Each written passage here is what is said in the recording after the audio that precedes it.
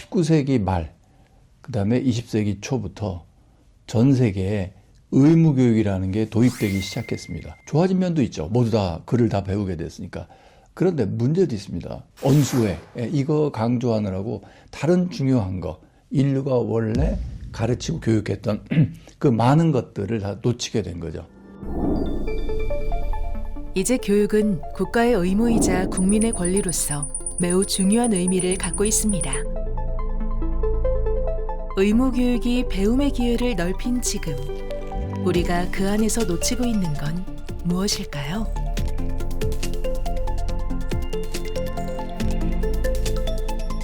놀랍게도 지난 20세기 동안 전혀 마음 근력 훈련은 이루어지지 않았습니다. 애들 긴장하게 만들고 이거 안 하면 죽어 막 이렇게 하고, 그다음에 애들한테 계속 부정적, 셀프에 대한 부정적, 넌 바보야, 넌 이것도 못해, 토대를 흔들어 놓는 거죠.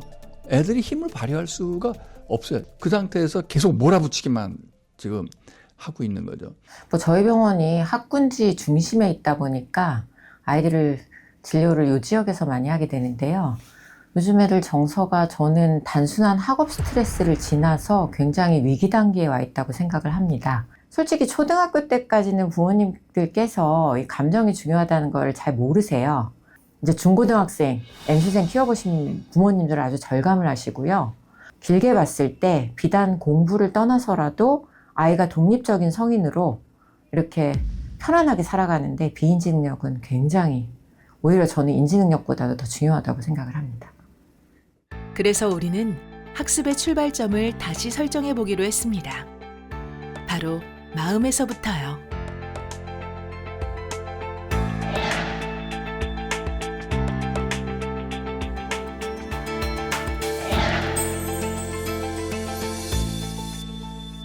선생님들이 아이들의 마음을 들여다보기 위해 한자리에 모였습니다. 이 애네가 어떤 상태에 돌입하는 거냐면 인생의 주인공이 되는 상태에 돌입하는 거예요. 이게 오토노미가 자극되는 거예요. 이때 자기 존중심이 올라갑니다.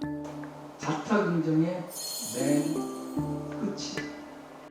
우리가 옛날에 중요하게 생각했던 인성교육에 대해서 도외시한 결과를 지금 우리가 맞고 있다고 생각해요. 저는 37년 차 교사인데 옛날에 가르쳤던 아이들과 요새 아이들은 정말 많이 다르거든요. 그것은 결국은 아이들이 안정되지 않은 정서를 가졌다는 거예요. 어른들의 책임이 크다고 저는 생각해요. 학교 현장에 전반적으로 모두 겪고 있는 그런 문제이기 때문에 그런 학생들이 겪고 있는 정서적인 문제, 이런 것들을 어떻게 하면 저희가 해결해 줄 수 있을까 하는 차원에서 이 강의를 좀 듣게 되었습니다. 또 이제 배운 내용들을 봤을 때 그렇게 막 어렵지 않거든요. 시간을 많이 소요해서 해야 되는 것들도 아니고, 그래서 충분히 학교 현장에서도 조금씩 짬을 내서 학생들하고 같이 해보면 학생들도 좋아하고 또 교사인 저로서도 좀 많이 느낄 수 있는 부분이 있을 것 같아서 한번 실천해 보려고 하는 계획입니다. 네. 저는 나쁜 아이는 없다고 생각합니다. 근데 모든 교육은 결과만을 가지고 이야기를 해요. 어떤 상황에서 왜 그런 일이 벌어졌냐라는 근원적 치유에 관한 이야기들은 하질 않아요. 근데 그러한 영역들을 어떻게 이해하고 어떻게 지도해야 될지 사실 우리 교육에서 고민이었는데요. 이번에 삼성에서 마음근육운동 이 프로그램이 있어서 참여하게 됐습니다. 성취 역량을 발휘하는데 단단한 마음의 토대가 필요하다는 것을 선생님들은 교육 현장에서 체감하고 있었습니다. 많은 학생들이 지금 이 순간을 더 즐겁고 행복하게 살아갈 수 있도록 12주간의 마음성장 프로젝트가 시작됩니다.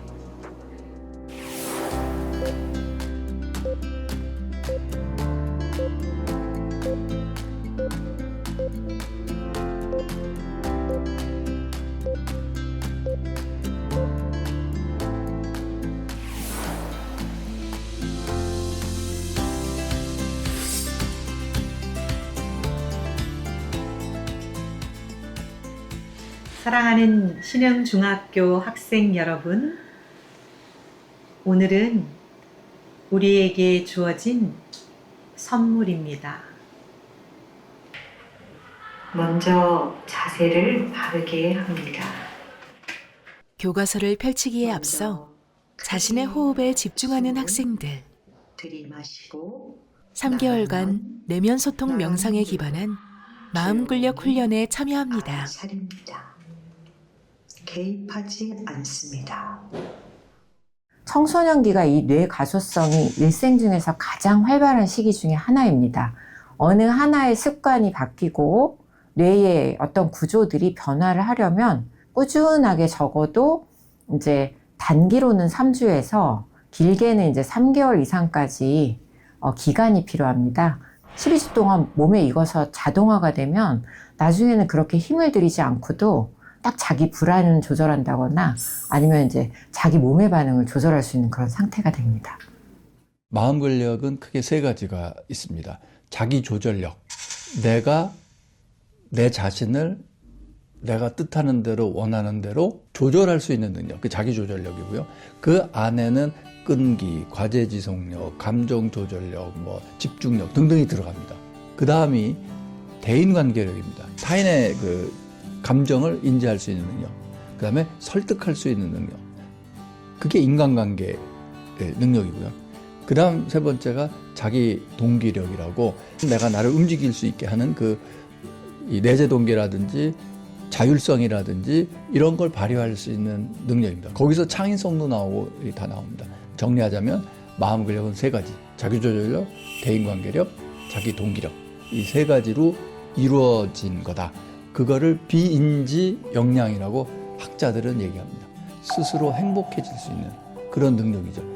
그런 거를 이제 가르쳐야 되겠다 하는 게 이 마음 근력 프로젝트의 핵심 목표입니다. 성취를 가르는 건 타고난 지능이 아니라 마음의 힘이라는 것을 보여주는 대표적인 사례가 있는데요. 노벨 경제학상 수상자인 제임스 해크먼 교수는 미국 미시간주의 작은 도시 입실란티에서 있었던 교육 실험에 주목했습니다. 1962년부터 1967년까지 빈민층 지역의 3에서 4세 어린이들을 두 그룹으로 나누어 한 그룹에게만 비인지 능력을 강화하는 교육을 2년 동안 진행했는데요. 아이들에게 오늘 무엇을 할지 스스로 정하게 하고 수업이 끝나면 얼마나 실천했는지 돌이켜보게 한 것이죠. 제가 그 페리 프리스쿨 프로젝트를 중요하게 여기는 건 뭐냐면 애들로 하여금 이 계획을 세우고 선택할 수 있게 하는 습관을 들이는 것. 그 자율성을 갖게 되면 어떻게 되냐면 내 인생은 내 거다. 내 인생은 내가 결정한다. 이 느낌이 돼요. 훈련의 결과는 놀라웠습니다. 학업 성취뿐만 아니라 취업률, 소득, 범죄율, 삶의 만족도까지 유의미한 차이를 드러냈습니다. 사회가 아이들의 비인지 능력을 키워주는 일이 얼마나 중요한지 보여준 것이죠. 이미 전 세계적으로 비인지 능력의 중요성에 대한 공감대가 확산되고 있습니다.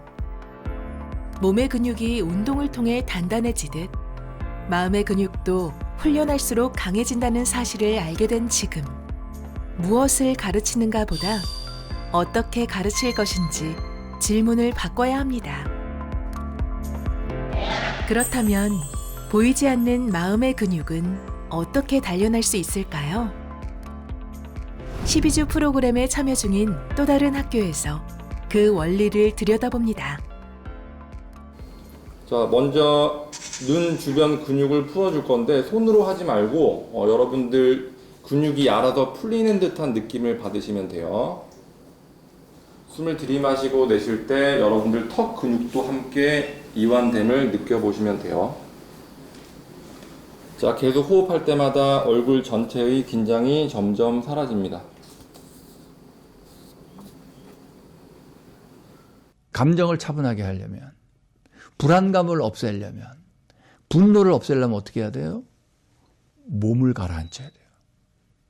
그래서 이 마음 근력 훈련의 아주 중요한 부분이 편도체 안정화잖아요.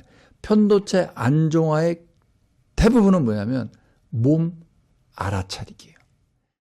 시험지를 딱 보는 순간 편도체가 활성화가 되면서 우리 몸에 스트레스 호르몬이 엄청나게 분비가 됩니다. 근데 스트레스 호르몬이 이렇게 나오면 전두엽이 기능을 못하게 됩니다. 학습이 이루어지지를 못합니다.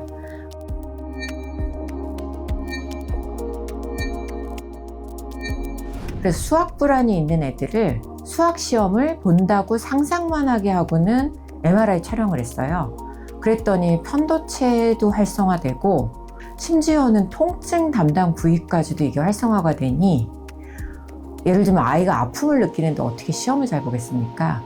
그런 상황에서는 감정 조절 능력이 좋은 아이가 그 어려운 난관을 헤쳐나갈 수가 있고요.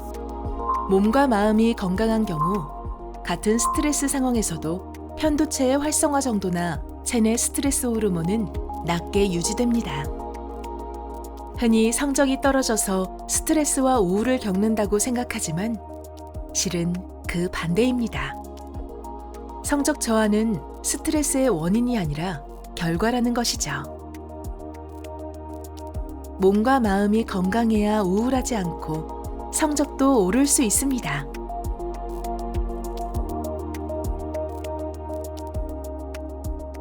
내 마음은 더욱 투명하게 정화됩니다. 숨을 내쉴 때마다 모든 긴장이 녹아내리듯 풀어집니다. 목과 어깨도 함께 이완시킵니다. 어깨가 툭 명상 자체가 그 자체도 이완 효과도 있지만 내 감정 자체에 빠지지 않고 나를 제3자의 시각으로 객관적으로 볼 수 있게 되거든요. 아, 내 몸이 되게 긴장돼 있구나. 내 마음이 되게 불안하구나. 한 발짝 떨어질 수 있어서 명상 자체의 긴장 이완 효과에다가 알아차림 효과까지 있기 때문에 사실 그런 식으로 진행이 된다고 하면 긴장과 불안을 줄이는 데는 명상이 아주 탁월한 효과를 보일 수 있다고 봅니다. 어떤 특정한 종교인만 명상을 하는 게 아니라 인간이면 누구나 명상을 해야 된다는 것이 분명한 사실이고 그것을 이제 어떤 교육 현장이나 특히 외국 같은 데서는 아주 어렸을 때도 명상을 가르치는 것들이 훨씬 도움이 된다는 것을 알게 됐고 기업에서도 꽤 많이 하거든요.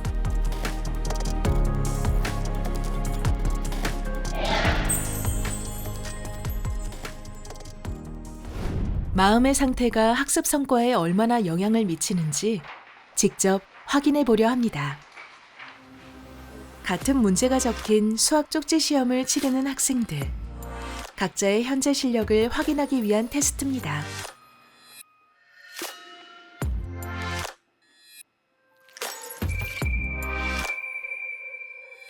이어서 학생들이 두 번째 쪽지 시험을 치릅니다. 방금 본 쪽지 시험과 유사한 난이도로 구성된 시험지입니다. 두 번째 시험지에 예상하지 못한 지시문이 적혀 있었네요. 한 그룹에게는 지난 일주일 동안 있었던 기분 좋았던 일을, 다른 그룹에겐 기분 나빴던 일 5가지를 적게 했습니다.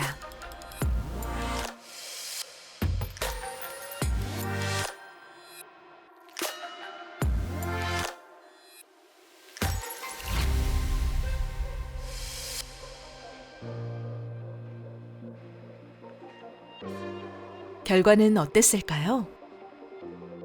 문제를 풀기 전 부정적인 감정을 떠올린 학생들의 점수는 그대로이거나 전보다 낮아진 반면 긍정적인 기억을 떠올린 학생들의 점수가 눈에 띄게 상승했습니다. 정말 단 몇 분간의 긍정적인 회상만으로 학생들의 집중력과 문제 해결력이 달라진 걸까요? 실제로 12주간의 훈련 전과 후를 비교해 본 결과 학업 성취도에서 의미 있는 변화가 나타났습니다. 특히 중하위권 학생들의 성적 향상이 두드러졌는데요. 자기조절력에서 중요한 부위가 어디예요? MPFC. 그 다음에 자기 동기력에서도 중요한 부위, 어떤 창의성이라든지 뭐 여러 가지, 그것도 MPFC예요. 그리고 이 MPFC는 행복하고 긍정적 정서가 될 때 쫙 활성화됩니다. 한 가지 재밌는 건 뭐냐면 요 앞쪽에 있는 요 MPFC랑 저 속에 있는 편도체라는 부위랑 단단하게 연결이 되어 있습니다. 그래서 시소처럼 반대로 움직입니다. 그 얘기는 뭐냐면 편도체가 갑자기 쫙 활성화되잖아요. 그럼 전전두 피질의 기능이 쭉 내려갑니다. 불안함, 분노, 우울감 이런 걸 차분하게 가라앉혀 놔야 얘를 이 전전두피질을 올릴 수 있는 여건이 마련이 되는 겁니다. 요번에 한 교실에서 청소년들의 마음 근력을 향상시키기 위한 게 바로 이 두 가지 요소로 이루어져 있습니다.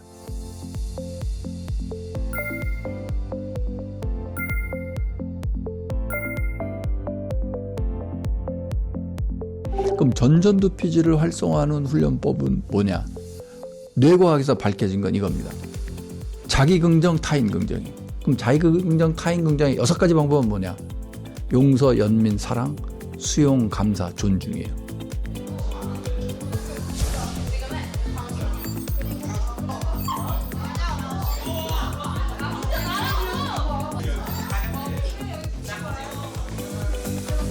자, 여러분들 우리가 지난 시간에도 했고 이번에 2번째 텀인데 자, 우리 뭐 하는 시간이에요, 우리 오늘? 자, 제목이 뭐예요? 친구의 강점을 발견, 찾아내준다. 친구의 장점을 존중해준다. 그래서 이제 친구들 앞에서 그 존중을 고백하는 시간을 갖기로 했었죠. 자, 지금부터 약 5분 정도 드릴게요. 친구에게 물어봐줘. 아니면 친구가 나 장점 없는 것 같은데 라고. 아, 이 친구의 장점을 너무 많이 알아? 이미 엄청 많이 썼네?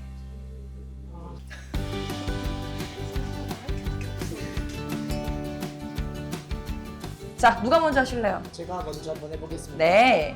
공부를 매우 열심히 하려고 하는 노력과 끈기를 나는 존중해 돼. 자, 우리 지혜 칭찬 뭐 했어?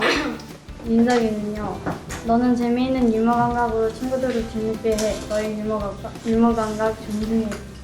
너의 이해심을 존중해. 친절해서 내 부탁을 잘 들어줘서 고맙고 너의 그 친절함을 존중해. 처음에는 어색한 고백으로 시작됐지만 아이들이 꺼내는 한마디 한마디가 교실의 공기를 변화시킵니다. 우리 원우 우는 거 아니지?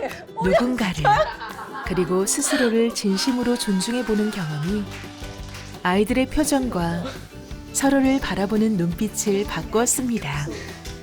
제가 과목이 국어다 보니까 국어 수행평가로 좀 말씀드릴 수 있는 게 1학기와 2학기의 그 결과지가 완전히 달라요. 첫 번째 결과지에 있던 수행평가는 논술형 채점을 할 때 애들이 쓰다가 말더라고요. 끝까지 해내지 못했어요.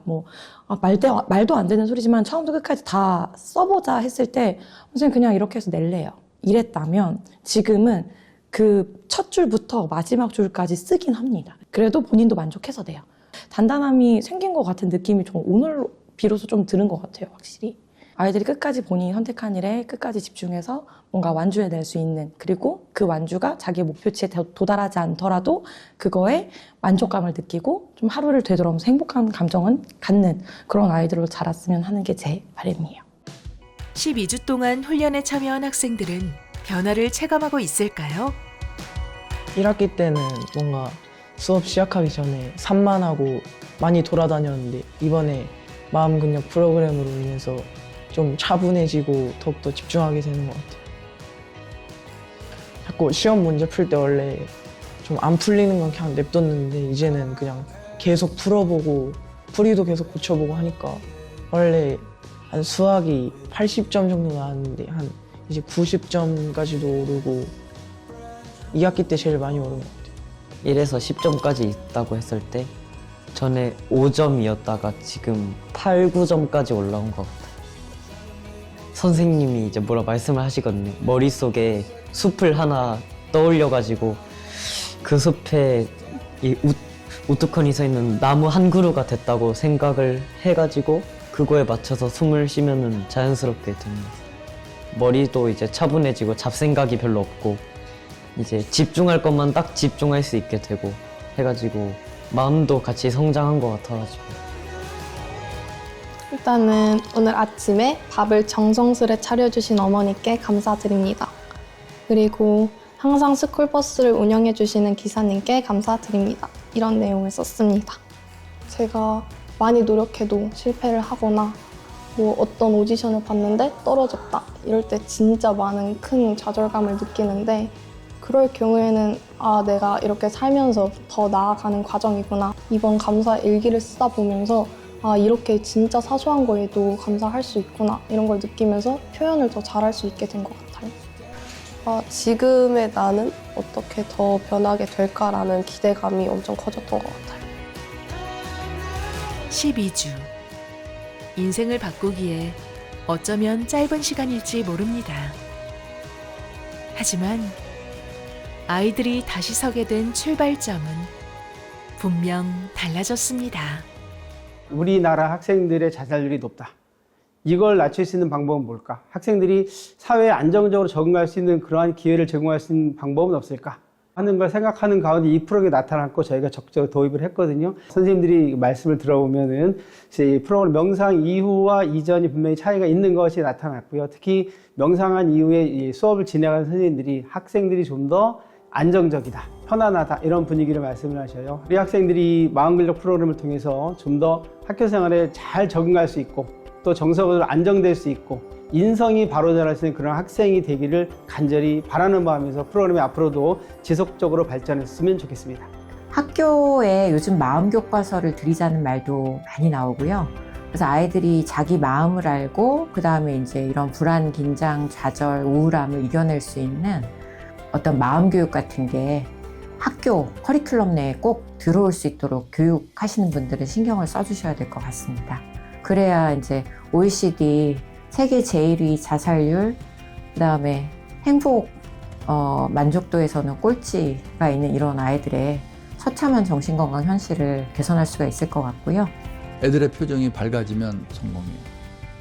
이 훈련을 시킨 선생님의 표정도 밝아지면 성공이에요. 그렇게 행복하고 그런 좋은 기운이 넘치면 어떻게 될까요? 다른 모든 점에서 걔네들의 건강 상태가 올라갔을 거예요. 신체 건강, 정신 건강 상태 다 올라가고 학업 성적 무조건 올라가요. 진짜 목적은 성적에 있지 않아요. 그러나 성적도 올라가요. 마음 근력은 모든 성취 역량을 발휘하기 위한 기본입니다. 인공지능 시대에는 어떤 지식이나 기술의 중요성이 떨어져요. 뭐가 필요하냐면 비유적으로 말씀드리면 이렇게 됩니다. 기초 체력이 필요해지는 거예요. 지식을 전달하는 게 아니라 마음 근력을 키워줘야 돼요. 그거는 인공지능 시대에 더욱더 필요한 덕목이 될 겁니다.